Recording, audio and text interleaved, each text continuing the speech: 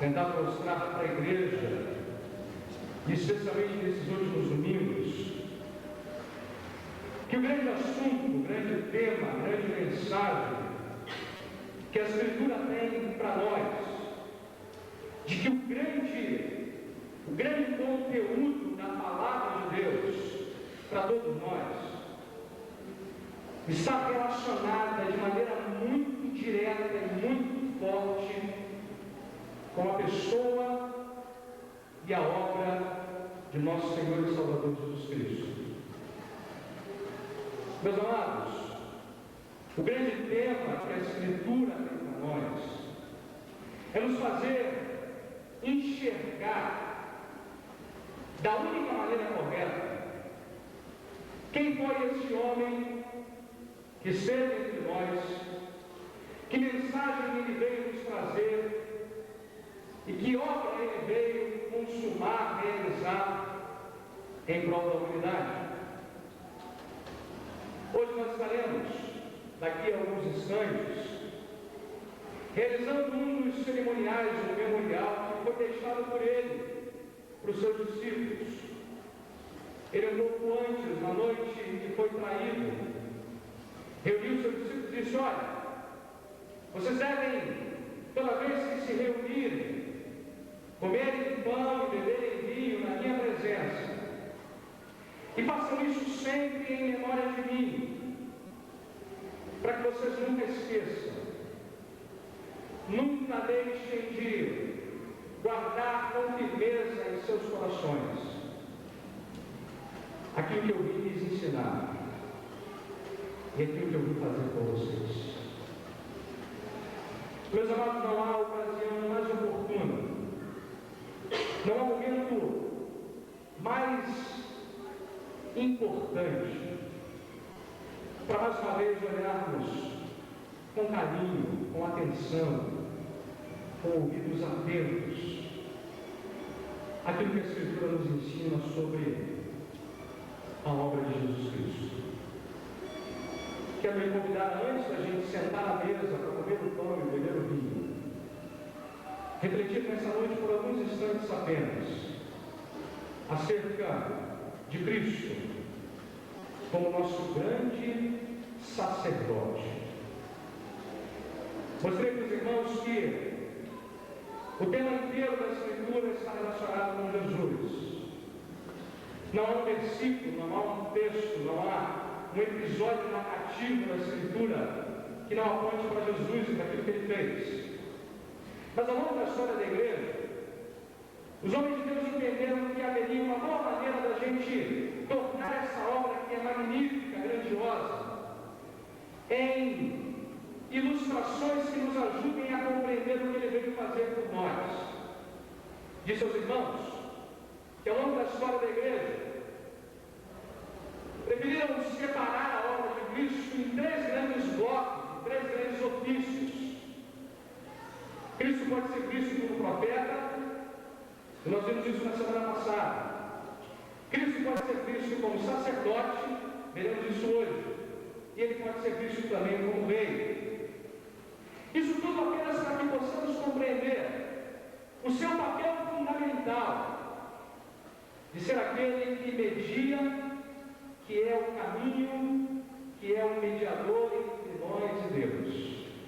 Como ele mesmo disse, eu sou o caminho, a verdade e a vida. E olha, sejam certos de uma coisa: ninguém vem ao Pai senão por mim. Hoje nós vamos olhar para a obra de Jesus como sacerdote de pecadores. E para tanto eu quero que você abra a sua Bíblia, lá na carta de Paulo aos Coríntios, é um dos muitos textos que a gente poderia usar essa noite sobre esse tema, sobre esse assunto. Você verá comigo 2 Coríntios 5, dos versos 18 até o verso de número 21.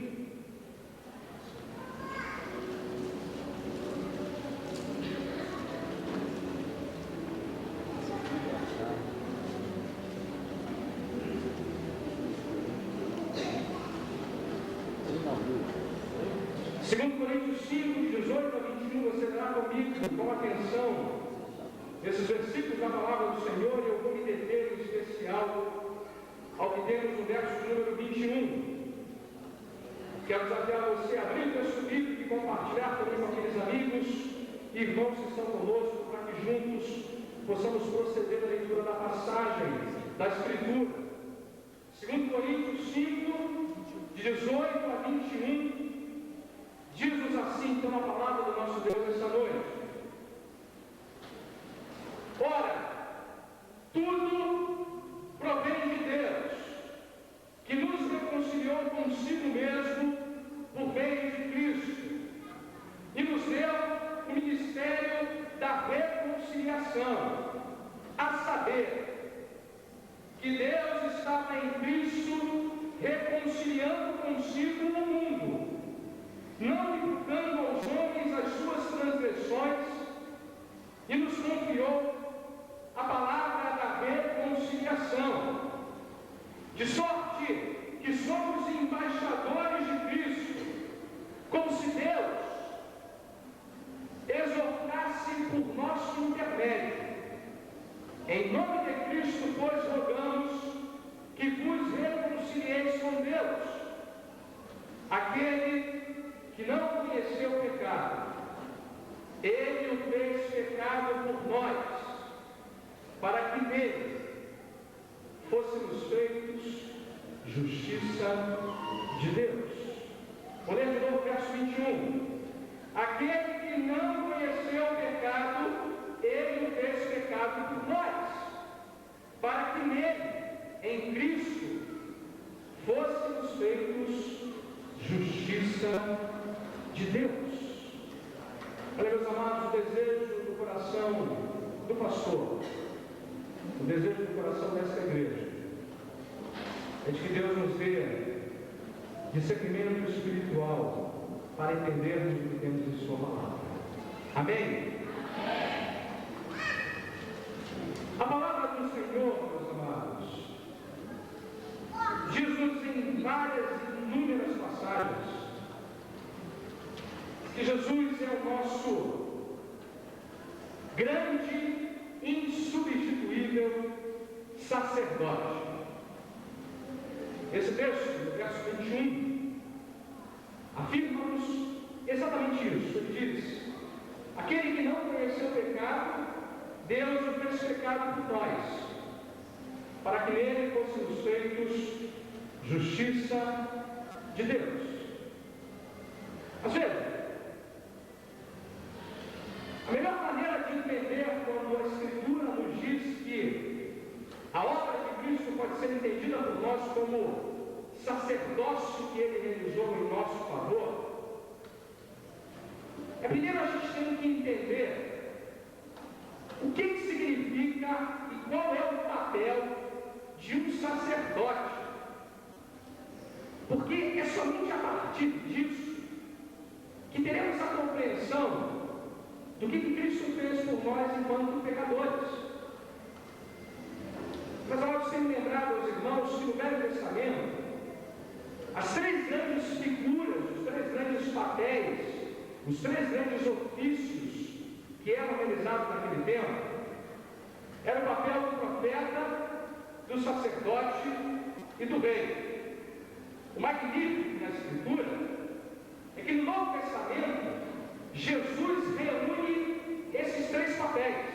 Antes, eles eram feitos por três pessoas diferentes. Havia o profeta, havia o sacerdote e havia o rei.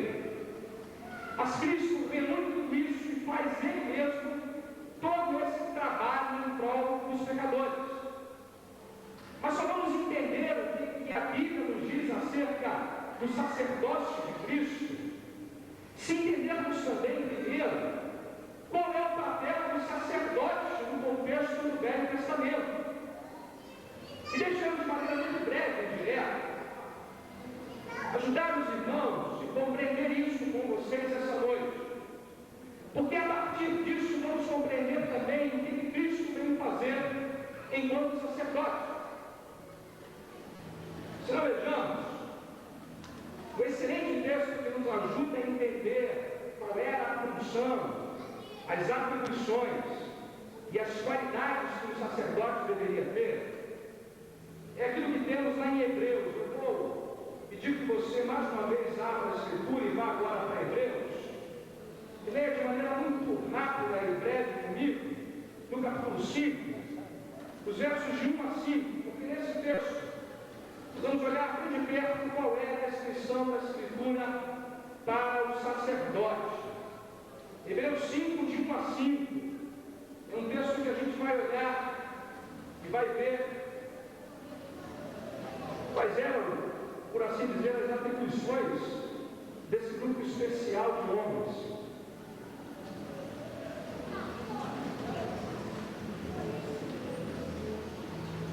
Diz assim, então, o autor de Hebreus. Se não abrir o texto, não tem problema. Você pode ler, ouvir aqui a minha leitura, isso vai me ajudar a entender. Porque todo sumo sacerdote, sendo tomado dentre os homens, é constituído nas coisas concernentes a Deus, a favor dos homens, para oferecer tanto dons como sacrifícios pelos pecados. E é capaz de condoer-se dos ignorantes e dos que erram, pois também ele mesmo está rodeado de fraquezas. E por esta razão, deve oferecer sacrifícios pelos pecados tanto do povo como de si mesmo. Ninguém, pois, toma esta honra para si mesmo, senão quando chamado por Deus, como aconteceu com Arão. Vamos dar uma olhada nas informações que temos aqui acerca do sacerdote. Primeiro, o sacerdote é aquele que representa o povo diante de Deus. Isso é exatamente o contrário do profeta. O profeta é aquele que fala para o povo em nome de Deus. Mas além disso, havia um outro grupo especial de homens que representavam o povo diante de Deus. Esses eram os sacerdotes. Mas não apenas isso. Eles têm uma designação, uma escolha divina. Que veja, o texto diz que todo sumo sacerdote é tomado dentre os homens e é constituído nas coisas concernentes a Deus, a favor dos homens. É aquele que pleiteia a causa dos homens diante de Deus. Mas o texto, lá no final do verso 4, diz que nenhum sacerdote assume essa tarefa por iniciativa própria. Ao contrário, ele é chamado por Deus para essa tarefa. Aí uma terceira informação. Ele age em favor dos homens para com Deus. E por fim, ele faz uma coisa muito importante com relação a essa sua tarefa. O texto diz: por essa razão, deve oferecer sacrifícios pelos pecados. Deixa eu tentar resumir isso aqui da seguinte maneira, meus irmãos. O sacerdote é o homem que no Velho Testamento oferece sacrifícios a Deus em nome do povo. E esses sacrifícios a Deus em nome do povo eram assim realizados para que o povo pudesse ter uma relação de paz com Deus. Havia inclusive, meus amados, algumas atitudes que o sacerdote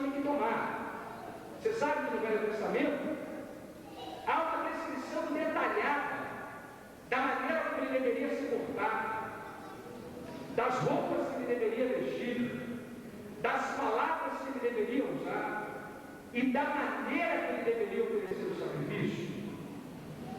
Cada passagem daquela de Levítico, onde o sacerdote imolava o animal, derramava o sangue, aspergia ou molhava um lugar chamado propiciatório, tudo isso era necessário, porque dessa maneira ele estava representando o povo diante de Deus e encobrindo os pecados do povo diante de Deus.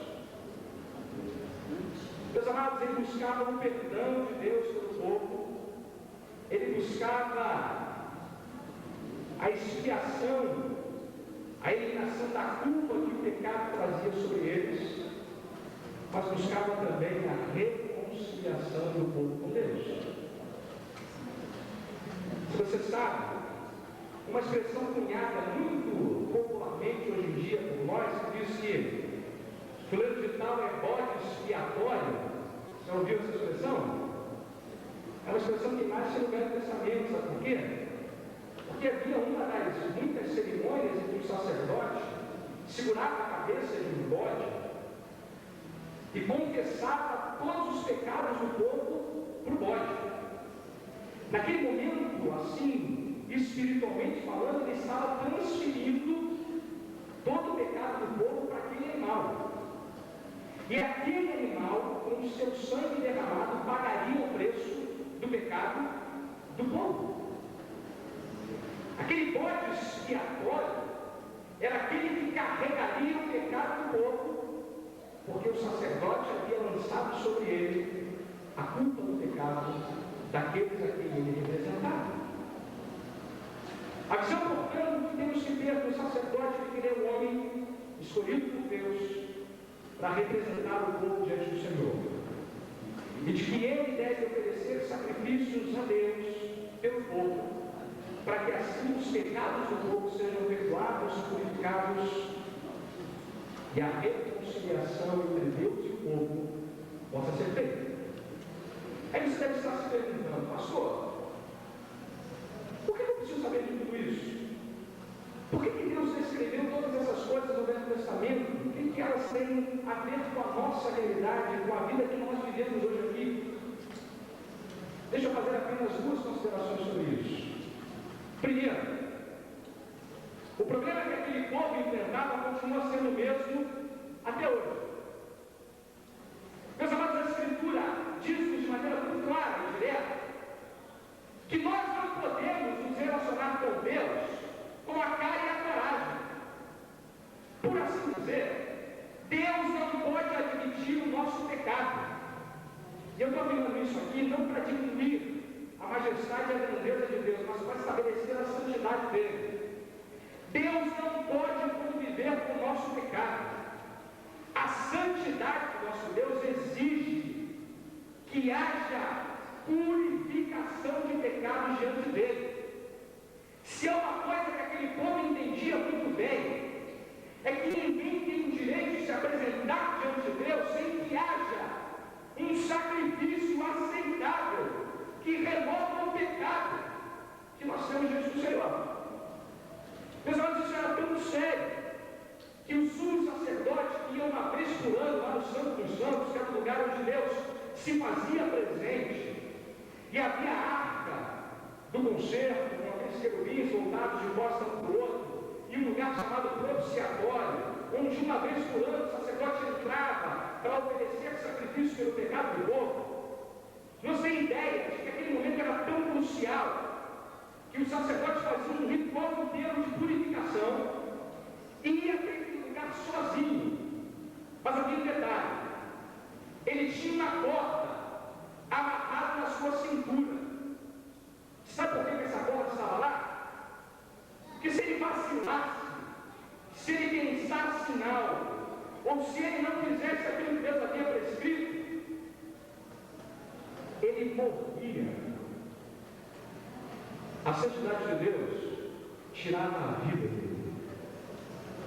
Você chegou para pensar como é que esse sacerdote ficava na noite anterior que ele tinha que entrar nesse lugar? E não poucas vezes eles iam para lá andando e voltavam fechados pela porta.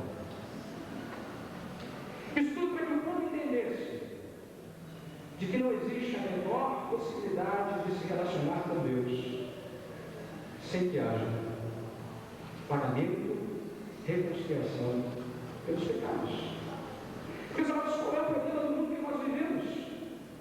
O nosso pecado. É o que a Escritura nos diz. É Ele que nos faz separação entre nós e o nosso Deus. Eu não conheço nada acerca da sua vida, mas posso te afirmar uma coisa acerca de você. Nenhum de nós encontra sentido para a nossa existência enquanto não nos relacionarmos com Deus que nos criou. Como já disse o homem no passado, há no coração humano um vazio enorme, que não pode ser satisfeito, ocupado por ninguém menos do que o Deus que nos criou. Mas sem mais, nós não podemos nos aproximar desse Deus com a carne e a coragem. É isso que esses sumos sacerdotes ensinavam para o povo naquele tempo, e que é igualmente verdade e verdadeiro para nós hoje em dia. Mas há uma segunda coisa que eu quero chamar a sua atenção.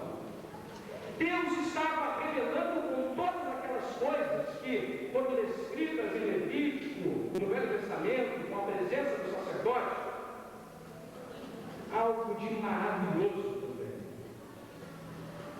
Ele apontava, através de todas aquelas coisas, que um dia ele levantaria um sacerdote capaz de aniquilar para sempre, pagar para sempre o peso do nosso pecado.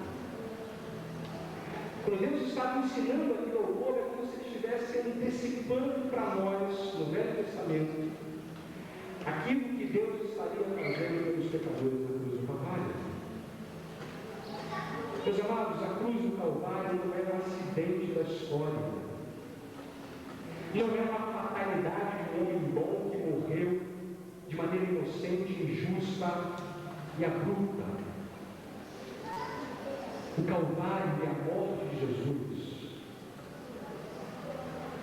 é Deus reconciliando consigo o mundo pelo sangue do seu Filho. É Jesus assumindo o papel de sacerdote de todos nós. E olha, embora ele seja muito parecido com os sacerdotes do Velho Testamento, há alguns elementos que tornam ele completamente diferente. Primeiro, ele é muito parecido porque ele é homem como nós. É isso que Deus nos diz.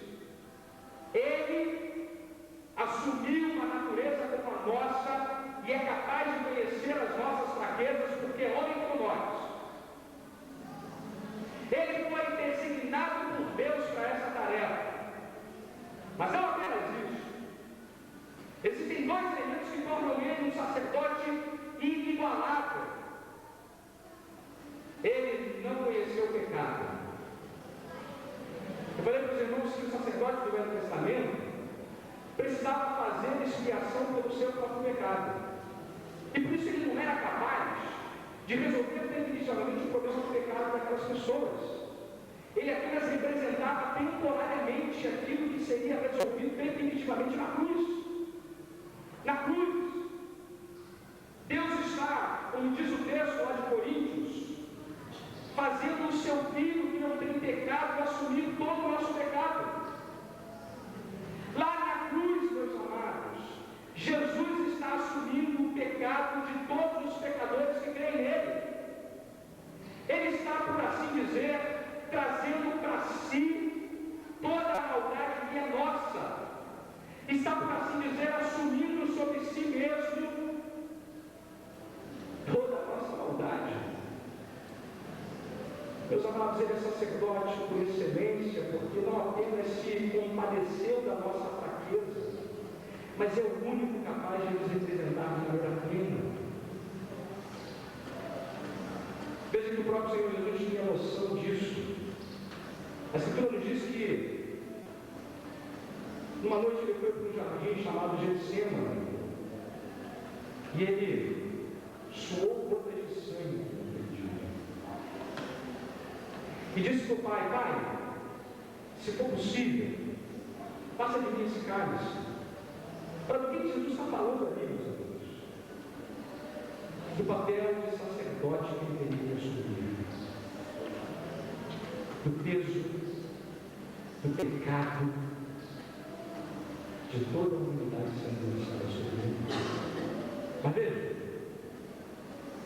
na cruz ele diz ao Pai: Deus meu, por que me desamparaste? Ali Jesus ficou sozinho, e só ele carregou sobre si toda a nossa maldade. Aquele que não conheceu o pecado, ele fez pecado por nós. Ele, ao contrário dos sacerdotes do Velho Testamento, não tinha uma oferta, um animal para oferecer. Ele mesmo era o sacrifício. O seu próprio sangue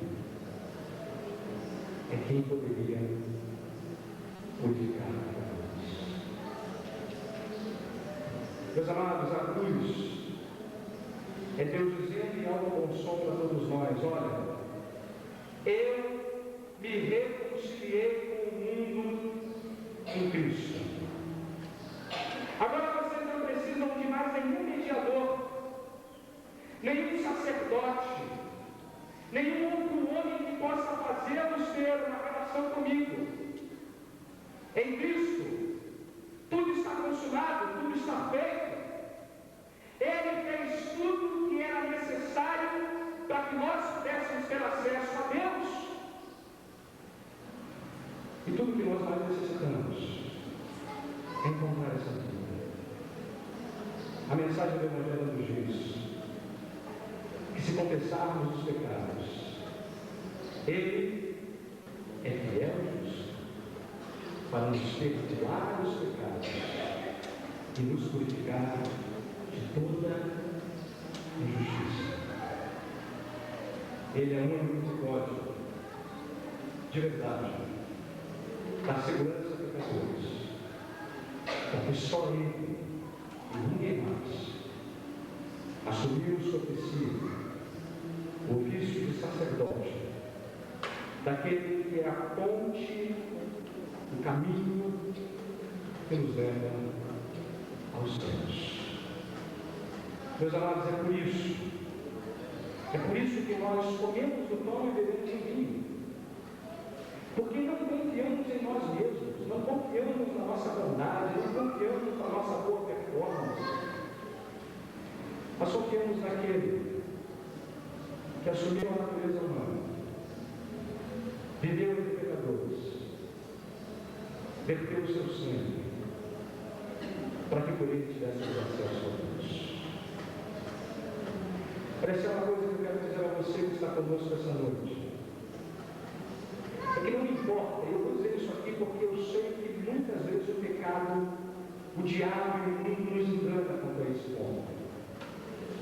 Olha, não importa a maldade, a gravidade, o erro, o pecado que você cometeu contra o Senhor, isso não é algo imperdoável.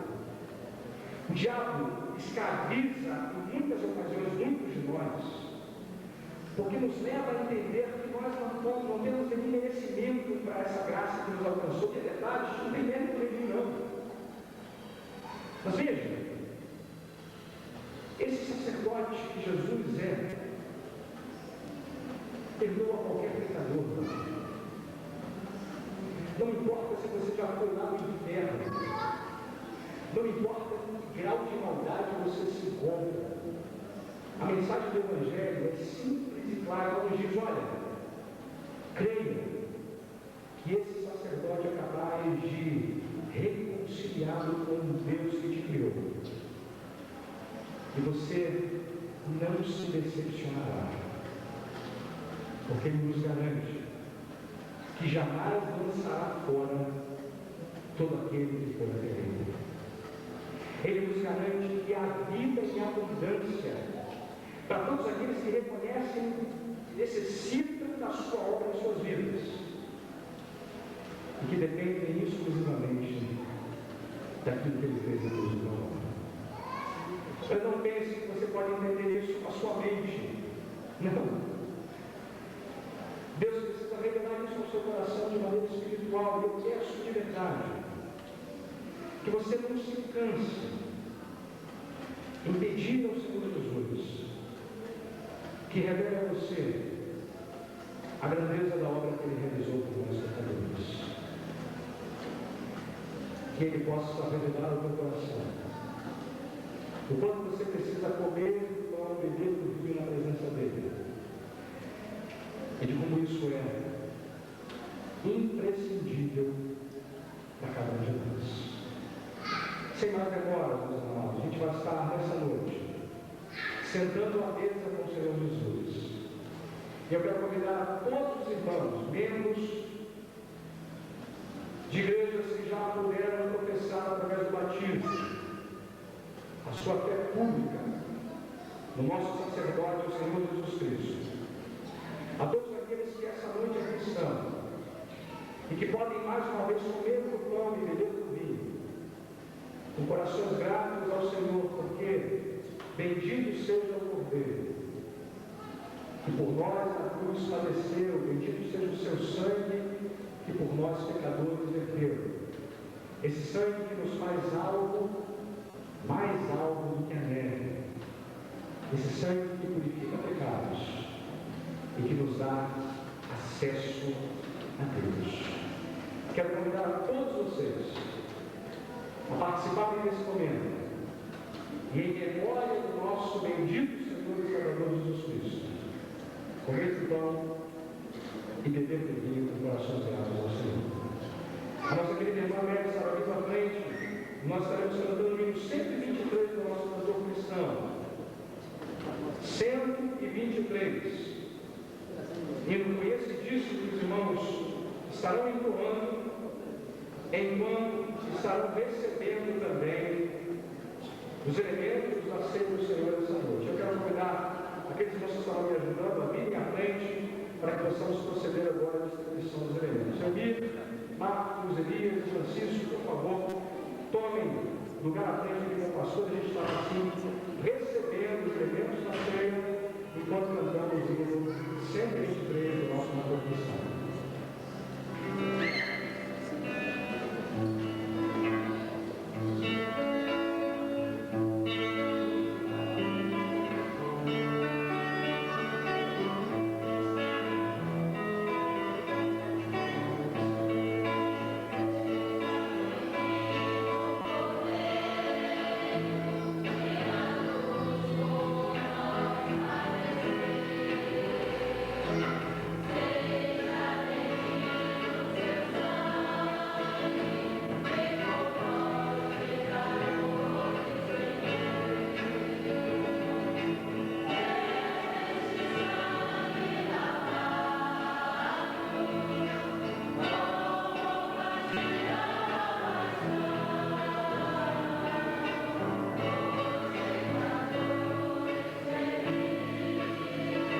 Tenha deixado de receber os elementos da ceia do Senhor.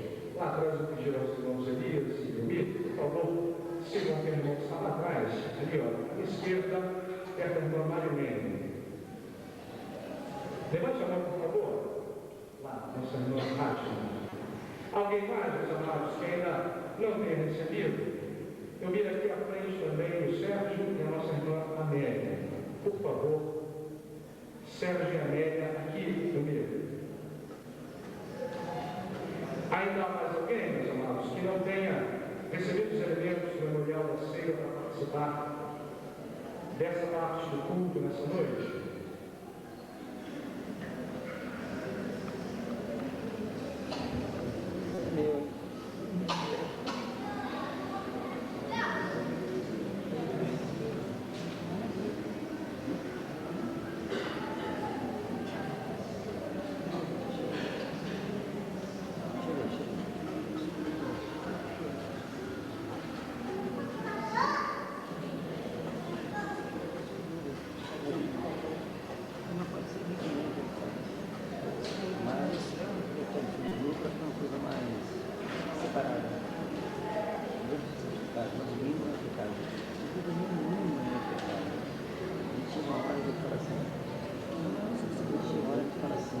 Meus amados,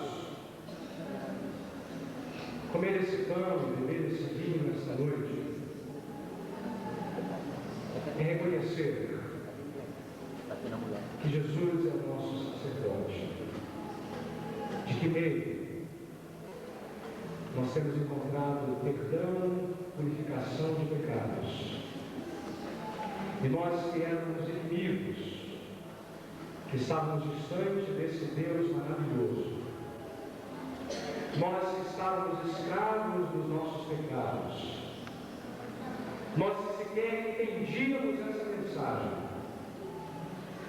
agora podemos, com corações gratos, render a Ele o nosso louvor e dizer que sem a obra sacerdotal de Cristo, sem o sangue e a vida que Ele derramou, nós estaremos para sempre perdidos.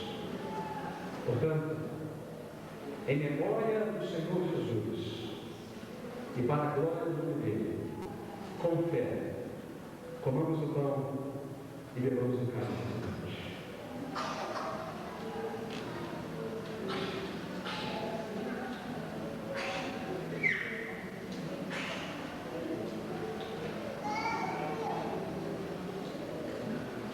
Senhor Jesus, louvado e agradecido seja o teu nome. Deus, falta-nos palavras para expressar a nossa eterna gratidão por cada momento de dor, de desprezo, por cada momento de lágrimas, de rejeição, que tu assumiste como nosso sacerdote. Mas, Pai, nós te louvamos pelo teu Filho, nós rendemos graças ao nosso bendito Senhor e Salvador Jesus Cristo, porque agora, Pai, livres, purificados e justificados pela fé que temos nele, temos agora o privilégio de nos relacionarmos contigo. Deus, agora tu és o nosso amigo. Agora fazemos parte da tua família, Senhor. E não há nada nesse mundo que seja comparável às riquezas da graça que nos alcançou. Ó Deus, que teu nome, que a glória seja toda dada a ti, Senhor.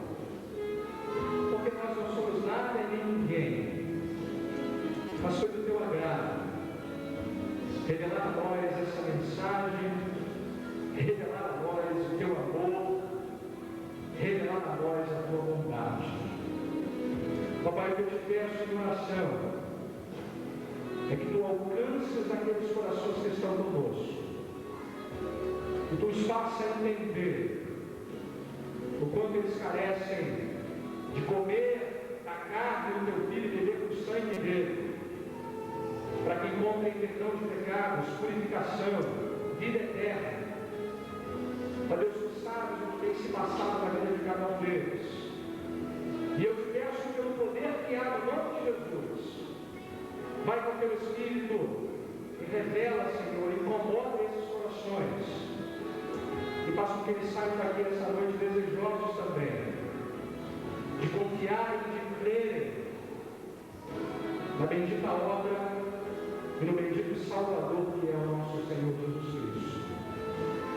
Tem misericórdia deles, Pai, como tu tiveste de nós. Fala a esses corações, revela a eles a tua palavra, e que tudo que eles viram e ouviram aqui seja instrumento em tuas mãos para essa obra. E que agora o amor de Deus o Pai, a graça soberana de nosso bendito, supremo e grande sacerdote Jesus Cristo, e a comunhão eterna do Espírito Santo de Deus seja conosco, e com todo o povo eleito do Senhor, por toda a face da terra, hoje e para todos sempre.